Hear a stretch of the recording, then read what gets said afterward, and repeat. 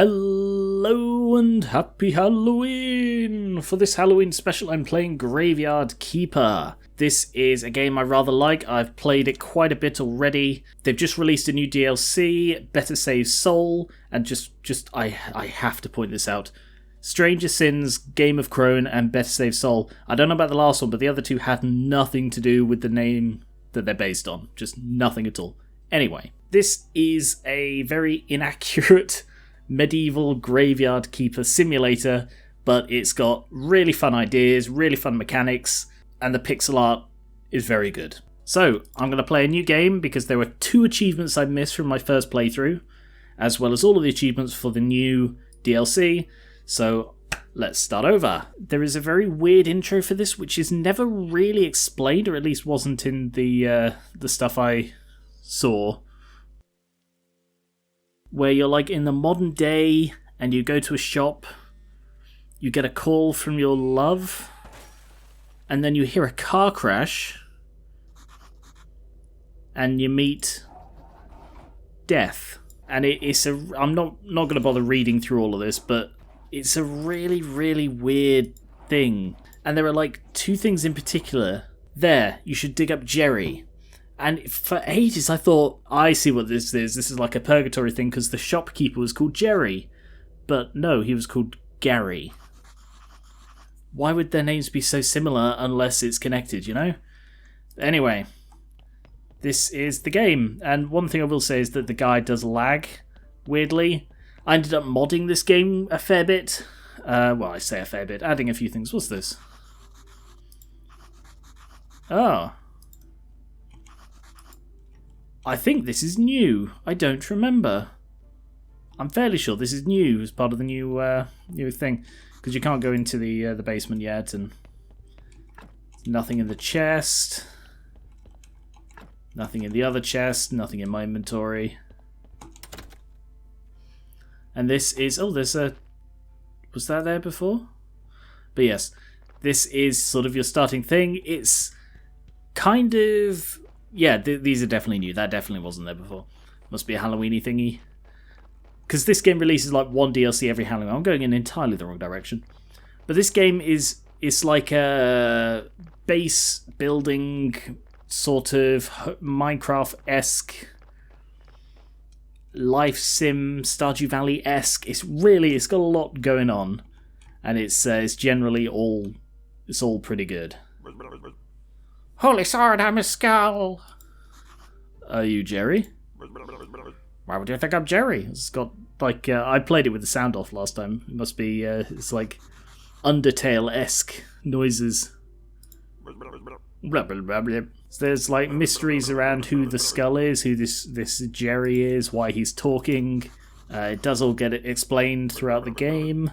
It's got a pretty good story. I mean, the beginning and the ending don't quite make sense, and there are a lot of weird pieces in between, but the story overall is very entertaining. I'm just going to skip over this to get to the gameplay. Something is wrong with that animal.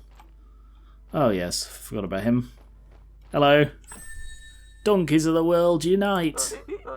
Oh wow, he makes donkey noises. The idea is, the donkey brings you corpses from the town. So you get dropped these corpses. You have to bury them in that graveyard over there. Wow, those noises are really, really quite annoying, aren't they? Could done with a few more variations on the noise. Yeah, as you can see, it's like it decays over time, so you've got to move quickly. You get these like blueprints for things you can build and sort of jobs you can do. So essentially, what you've got to do is perform autopsies on the recently dead. And at the moment, all I can do is take off some flesh. And then you've got an energy thing which isn't on the screen at the moment. You get things you can do with it. So you can cook the flesh. But all of this you can like build up and repair. Oh god, I'm going to have to start all over again, aren't I? Bloody hell. But okay. Let's go bury the body. This is the graveyard. This is your job to look after this place. Hey Jerry. You place a gravesite. You dig the gravesite, you put the body in the gravesite, you cover it over, and you decorate it and look all fancy. Oh, he's given me a shovel. Isn't he a nice man? So, gravesite, let's put one all the way down there. There's generally pretty good reason to do it. It's got quite a nice little gameplay loop. Very easy to get lost in. Like, I played about 200 or something days.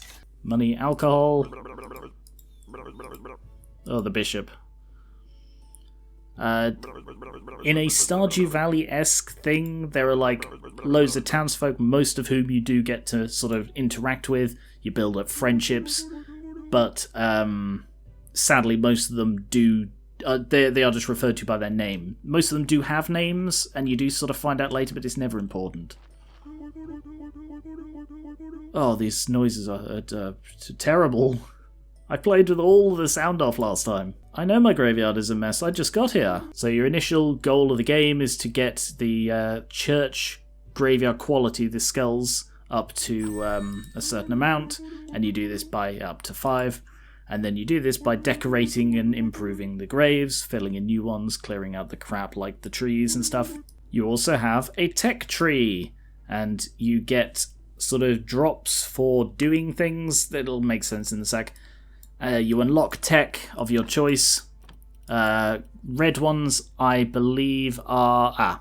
so they're handcrafted skills, so you get red points for building things, you get green points for harvesting from nature, and you get blue points for doing church-related things, which are you don't get yet. There's quite a lot to unlock. You don't actually need all of it. As you can see, each one of these trees reduces it by 1. It's currently minus 29. Let's just take all of that. Inventory, here it is. You've got like various tools, you use them automatically. You can also have armor and a sword and a fishing rod, but the fishing rod I don't think ever does anything, really. It's just there for fish. So you've got the energy, which is the blue bars, rather Stardew Valley-esque. And there is also the day of the week. There are only 6 days. It starts off quite nicely with very little going on. But as it goes on, sort of each day means a different thing, with different characters, different stories taking place on different days. And that's sort of the main loop. You sort of do your quests as shown here by the NPCs that you've met. Like get a beer from the tavern for Jerry, reach 5 for the bishop, and on the certain day you complete the thing, progress down the story, unlock more things, and the things you unlock make it easier to unlock more things, to complete more stories, and then eventually you go home to your love. So you get given some nice things to fix up these to make them look all nice. Oh yes, I forgot there are sometimes like weird overlays on the thing. Like if it's a foggy day, it'll just be a bit gloomy and a bit hard to see, which isn't a brilliant design choice, but overall this game is pretty good. So you've got a burial certificate for that guy I buried. I've got some flesh as well. You do eventually unlock this half of the what's it, but not yet. One of the mods I installed is a sprint, because this is the maximum speed. And apart from the weird jerkiness, it just takes so long to go anywhere. So I installed like a sprint mod. You can buy a teleportation stone, but it's got a weirdly long cooldown on it, so I got a mod which removed the cooldown. Hopefully these mods will update with the new DLC and I'll be able to install those as well. So that's closed until male symbol, which is 2 days. So there's like the sun, the moon, male, female, I don't know, insect and staff. To be honest, there's a bit of a mistake here. Green and sun are in the wrong places. Because it's like male and female are opposite, and then sun and moon are next to each other, you know? Just they should have stuck with the opposite. There's a day-night cycle. It does affect where people are and stuff, but several services like the inn are just open all day and it's fine. But the pixel art is really pretty. There are just Halloween decorations everywhere. Yeah, the pixel art is very pretty, and there are some incredibly pretty cutscenes later on. Hello. Well, hello. Indeed.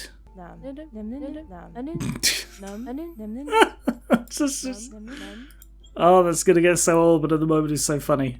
Hello. Wololo. I would like to trade you this fresh meat that I got from a completely legitimate source. The meat stamp? Oh, inappropriate meat. Oh, yes, that would be awful. No, I don't have a stamp. Burial certificate. Yep. He buys it as part of the ancient contract. So you sell him the certificates for cash. There's the teleport stone. And as you spend... I think it's as you spend money, it unlocks this. And there are some like cheap tricks you can do where you basically keep buying and selling the same thing. And it will just unlock stuff, and that's a way to get to higher tier stuff. But I don't need that. As it is the middle of the night, the blacksmith... Oh, he is still here. I wonder if he stays out specifically for me or not. Hello. That's really weird, the speech. Here's a letter. Unlike Stardew Valley, where the friendships are sort of organic, in this you only get friendship boost for completing certain quests. So it's like a gating mechanic. So as you go, you unlock certain things, and yes, here, it allows you to do certain things. So because I gave him the letter, I can now ask him where metal ore is. So, first of all, I select the sword, and you maintain your weapons. It's all part of this, like, energy mechanic. How do you swing? Space. So again, like Stardew Valley, there are enemies, but it's really not much of a thing. There are only like 2 or 3 places where they spawn in the entire game. Here you go. But the teleport stone allows you to go to like any of the main locations you visited, like you can teleport here, or you can teleport to your house, or etc. And it, especially when movement is so frickin' slow, it makes it a lot nicer. Oh, hello. Hello, my little school friend. There's a cellar in your cottage. Some provisions are there. Wheat and bread. There is very little purpose to the cooking. Like, some of it is so awkward, and it doesn't really have any additional benefit. Oh, damn, I meant to get a beer while I was there. Oh, well. Into the basement. So, the basement, you have stuff in here. It all connects, so you can like go from the basement to the church basement, but you need to clear out these things, and to clear them out you need to get certain tech upgrades and so on. So it's all very interconnected. So for this in particular, you need wood wedge and wooden plank, and to get those, you need building, wood wedge there, and wooden plank there. So you see how you unlock things, like I've got 9 and 9 from the little bit of harvesting I did, to unlock things, to unlock more things, to be able to do more things, to generate more points to unlock more things.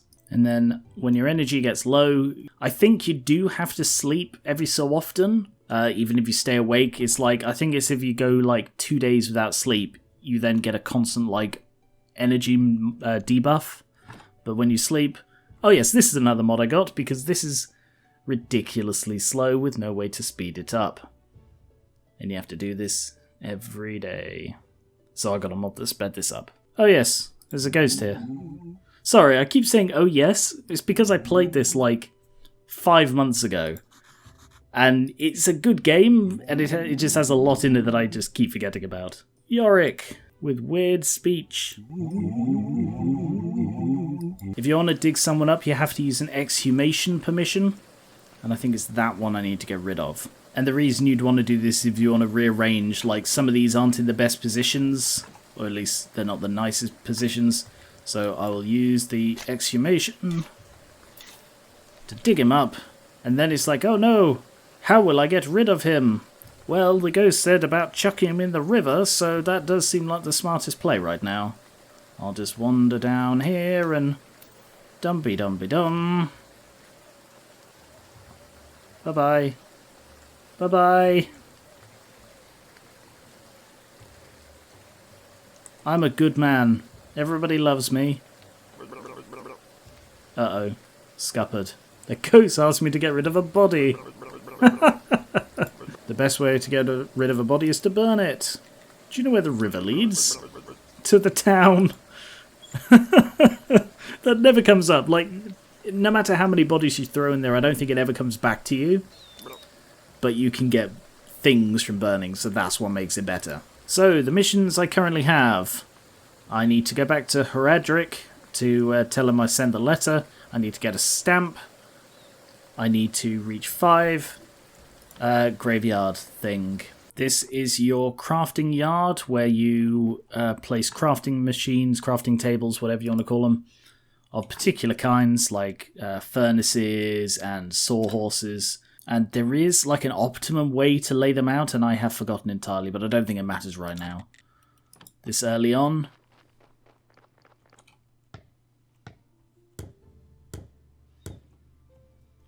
So you get a pickaxe that you can use to chop down the rocks. And once these rocks, the ones in your yard, are gone, they're sort of gone for good. But the ones out there do respawn. Actually, the rocks might not. I know the trees do, but the rocks don't. The rocks I don't think do.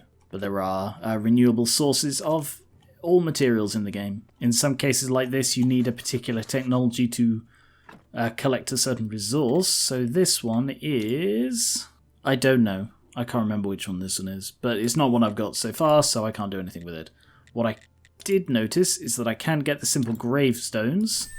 That'll help with getting to my 5 skull rating. So I need 2 flitch and a nail. I get flitch from logs, which I get by chopping down trees, which I can do. And one thing about this game that is annoying is that, like most of this stuff, like logs you chop down, you have to carry individually. And it gets to a point where, like, you can get certain things to increase the number of logs you get. So if you chop down a big tree like this, you might get like 3 or 4 logs, and you've got to carry them individually. There are some things later on to automate resource collection, so you don't need to carry any of it. But the sort of the early mid game is a bit unoptimized. In order to get the nails I need, I do actually need the smithing technology here. So for that I need more reds, which I get for crafting stuff. Not just from crafting stuff, also from like harvesting stone. Whereas harvesting this gives me 1 of each. Hello, Ghosty. Each corpse has red skulls and white skulls, which are like their good and bad deeds. Their pluses and minuses, you could call them. Don't call them that. I do like the way this game introduces stuff quite sort of gradually. Not so slowly that it's annoying, but... so this is stuff from the new DLC. I thought it was. They've added like a way to improve your house. I don't know the purpose of improving the house yet. Ooh. Donkey. Because it is now, of course, early evening, because I slept all day. And the clock goes the opposite direction to the way I thought it did. So the donkey brings you a new guy every few days, I think. And then occasionally accidentally runs off with him, whatever. You bring him here, you check his stats, which of course don't mean anything. At this point in the game, you take his flesh, because why not? But as you can see, that does reduce the number of white skulls by 1. So that is something you have to pay attention to later, especially when you... Because there are like some... I can't remember if you need to. I definitely had to do it for an achievement, like get a ridiculously high graveyard number. So inter the corpse. And it's still a -1, but it was a -2 when it was open. Over in this big flat areas where you can perform cremations, but I think you need a technology for that as well.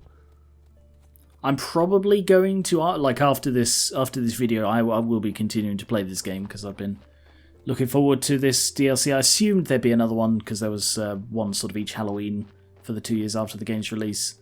I've been looking forward to it to replay and get the 2 achievements I missed, just because of like things I didn't do that were missable, which is annoying, but whatever. But I'm probably going to see about installing a mod which increases the rate of points drop, just because it's there as a gating mechanic and to get you into it gradually, but it can be a bit of a little bit of a ball ache trying to farm points to unlock the stuff you need or want. And I'm getting that bloody teleport stone cooldown removal.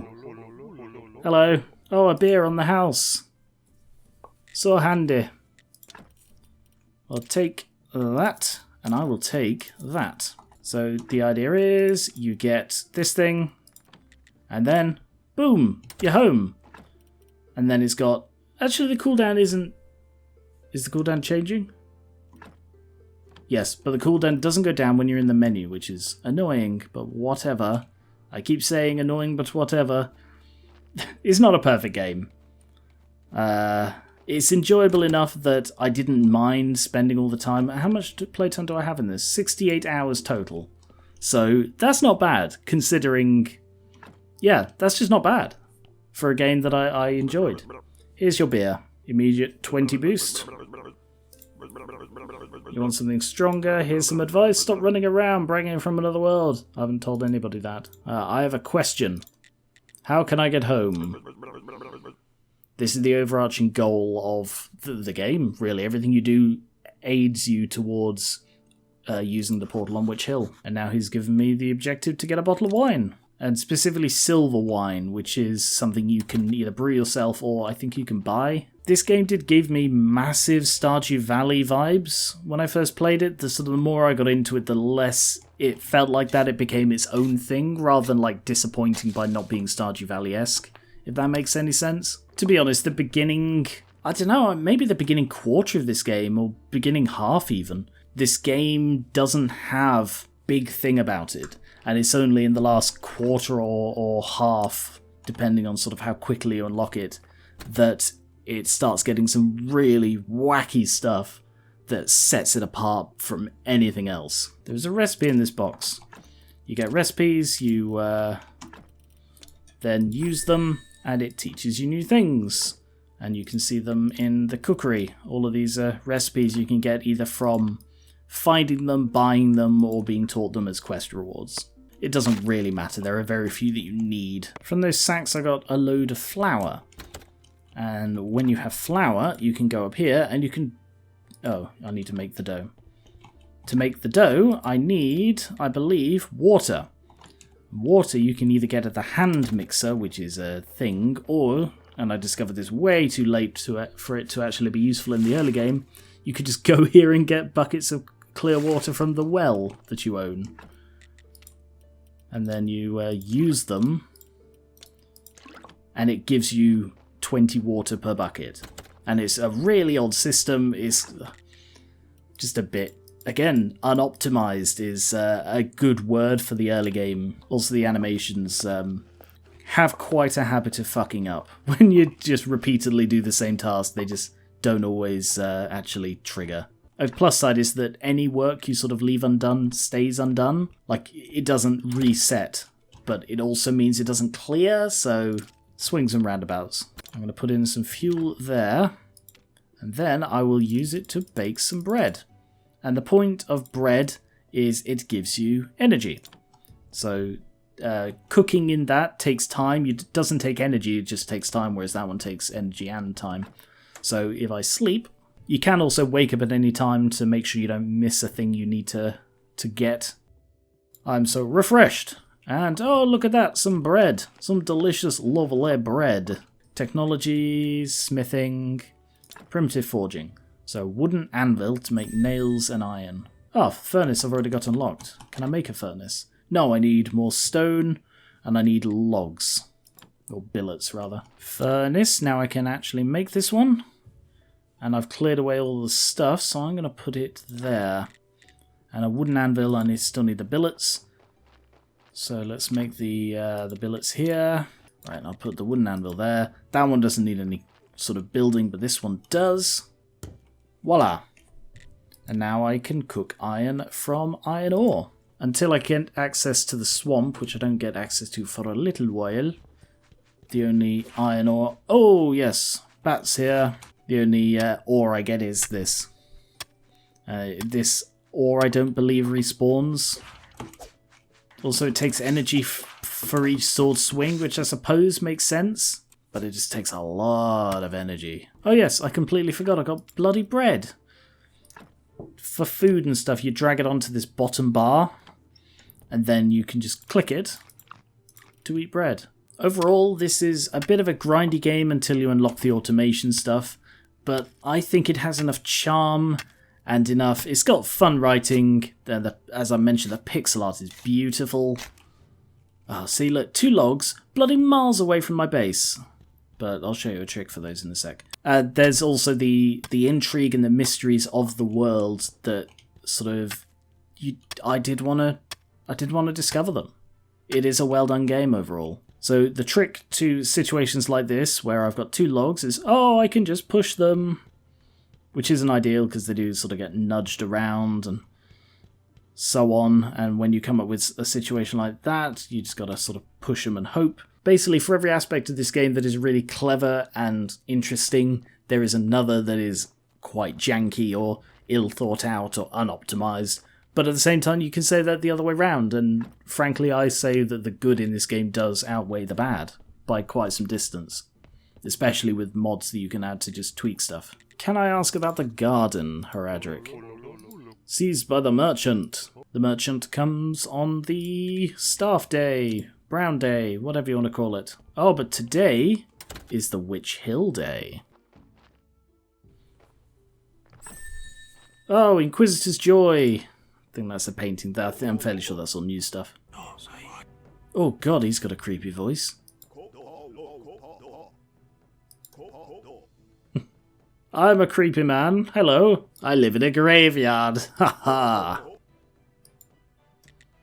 I would love to go to the Witch Burning Festival with you. It would be my honour. They should have done more with the voices. I will lie outright. See, stuff like that. The ship of the dead is overloaded and there's a new one stuck in the shipyard. It's just such an interesting thing that just gets mentioned offhandedly. And that's how this stuff would be if you just got dropped into a fantasy world where people are living and existing, that you don't just know this stuff and they would casually refer to it. It's very clever writing, and a lot of effort's gone into the pixel art. Long live the great Inquisitor! Yay! Burn the money! I would love to be your friend. I don't know what happens if you decline. I didn't decline last time. A skull was left over. Oh! The witch is dead! Long live the witch!